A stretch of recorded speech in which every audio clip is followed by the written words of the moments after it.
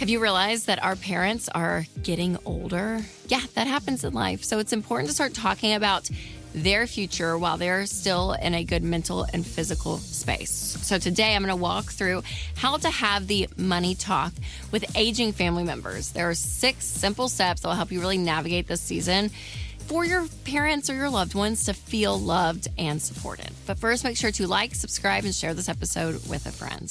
The first meeting I would recommend you having is if you have siblings, to get the siblings together. Now, I know everybody, has a different relationship with their siblings and all of it, but if you do have a relationship with them at any capacity, getting together as adult children just to say, hey, let's all talk about this out loud. Mom and dad are getting older. So how involved do we need to be when it comes to when things come up like medical visits and bills, hospital or nursing home stays, like knowing kind of the expectation of the siblings together of, hey, what's kind of the plan going forward as mom and dad are aging? And again, if your parents aren't at like that age, where you're like, oh gosh, really feeling that tension, it may be hard to kind of discern because so much can change year to year. But just knowing overall as siblings, like we are going in as a united front, that is such a gift if you can do that. Number 2 is approach is everything. So when you start this conversation with your parents, they may kind of feel like they're losing their autonomy or their independence. And again, you're having these conversations just to make sure that they are set up well when something happens to them and that kind of where they're at from a financial standpoint, know about their life insurance, know about long-term care insurance, if they still have a mortgage, like kind of their overall picture financially is kind of what you're wanting to know ahead of time. And that's just going to be helpful that when something happens, you have a plan that's already kind of set in motion, which is really key. But the way you approach that conversation, your emotion around it is really key. Now, speaking of autonomy, that is one of the main reasons that I love today's sponsor, Christian Healthcare Ministries. When you lose your employer-sponsored health insurance, there may be a better option than COBRA. So consider Christian Healthcare Ministries. CHM is an affordable, biblically based alternative to health insurance that could be a third of the price of COBRA. Yeah, CHM programs start as low as $98 a month, and CHM has helped hundreds of thousands of families take care of over $11 billion in medical bills since 1981.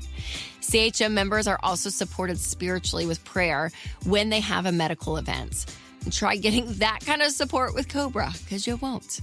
So whether you're going through a job loss, life change, or you just want to consider other options on saving money on healthcare costs, then I want you to check out Christian Healthcare Ministries. So learn more at chministries.org/budget. That's chministries.org/budget. All right, the third thing you want to communicate to your parents is really to clarify the why. You are there to help them when something happens, and circumstances are going to change down the road. And it may not be immediate, but you're just kind of being safe and thinking about the future when it comes to them as the adult child, right? So sitting down and having that conversation. And maybe your parents have already talked to you about all of this. And if so, amazing.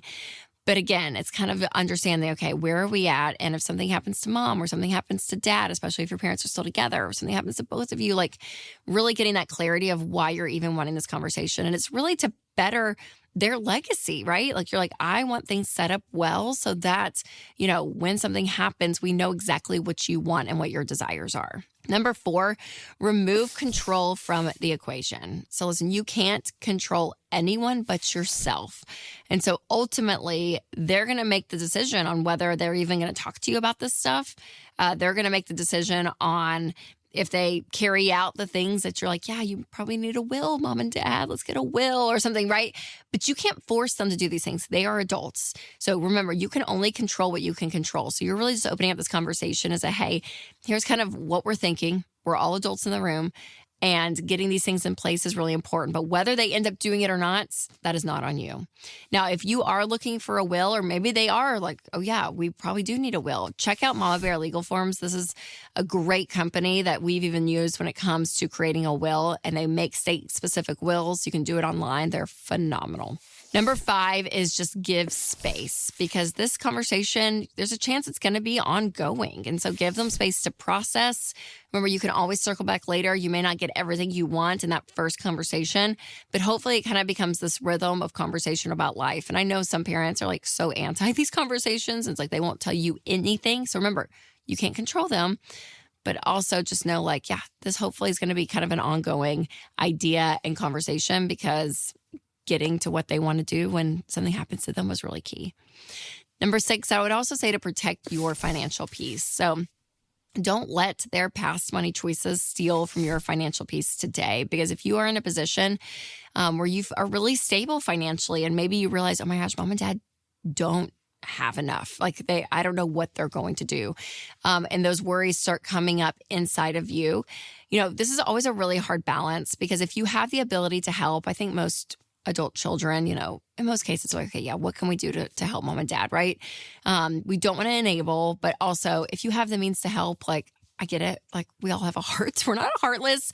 And so there's going to probably be a time and a place where you are going to help. But if you are not in a place financially where you can help, don't sink yourself or your family, your immediate family, to help your parents. You have to get yourself in a stable position. Because I've talked to people and they have tons of debt. They have no savings, and they're trying to support like 2 or 3 family members, and they can't, like they can't get ahead financially. So don't try to save someone when you're drowning yourself. Get yourself in a good position first and foremost.